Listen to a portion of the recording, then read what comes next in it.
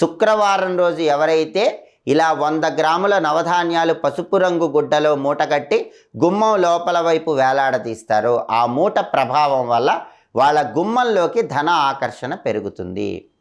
ఆ తర్వాత రెండవది వంటగది.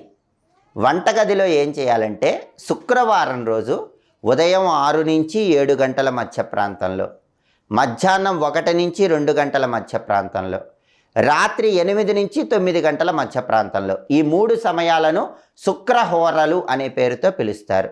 శుక్రవారం రోజు ఈ శుక్రహోరలు ఉన్న టైంలో మీ వంటగదిలో ఒక పళ్ళెం ఉంచి ఆ పళ్ళెంలో దొడ్డుప్పు పోసి ఆ దొడ్డుప్పు మీద ఒక పసుపు కొమ్ము ఉంచాలి. ఇలా చేస్తే ఇంట్లోకి ధన ఆకర్షణ విశేషంగా పెరుగుతుంది. అంటే శుక్రవారం ఉదయం 6 నుంచి 7 మధ్యలో వంటగదిలో ఒక పళ్ళెం ఉంచి దొడ్డుప్పు పోసి దాని మీద పసుపు కొమ్ము ఉంచాలి. మళ్ళీ మధ్యాహ్నం 1 నుంచి 2 మధ్యలో ఆ పళ్ళెం